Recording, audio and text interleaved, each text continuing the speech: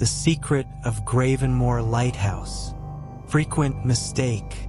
The train station of Gravenmoor was almost forgotten by time, an empty platform swallowed by fog and silence.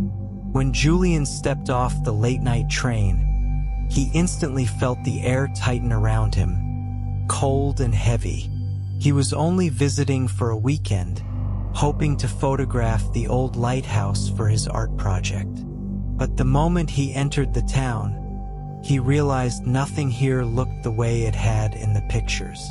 The streets were deserted, the houses dimly lit, and the fog hung so thick it felt alive.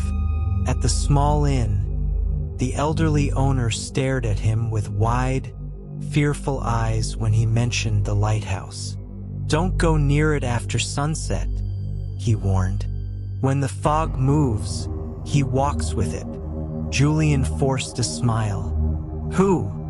But the old man only shook his head and handed him the room key with trembling fingers. That night, Julian couldn't sleep.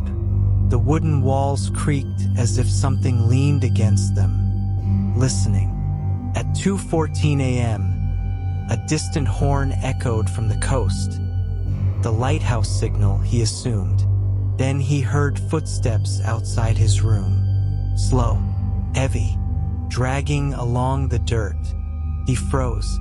Someone was outside. The footsteps stopped right at his door.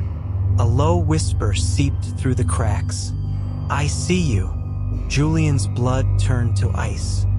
He backed away from the door, remembering the innkeeper's warning. After several long moments, the footsteps faded into silence. The next day, Julian walked toward the lighthouse. In daylight, the fog seemed harmless. The waves crashed against black rocks, and the lighthouse towered above like a stone sentinel. Inside, the air was damp and smelled of rust. As he climbed the stairs, he noticed something scratched into the wall. "He waits in the fog. Don't look outside at night." A chill crawled across his spine. At the top, he set up his camera. The ocean stretched endlessly before him, but something moved in the fog far below. A tall, thin shape drifting across the rocks. Julian blinked. It was gone. That night, the fog thickened until it swallowed the inn completely. Julian closed his curtains, but the lighthouse beam kept sweeping across the room every few seconds. Then his phone buzzed. One new photo. It was a picture of him, taken from outside his window. His own silhouette stood behind the curtain, unaware. His hands trembled. Then came the voice, right outside the window. Low, wet, distorted. "Julian." He backed away. "Look at me." A tall shadow darkened the curtains. Long fingers pressed against the glass, leaving streaks of moisture, as if the thing had crawled out of the sea.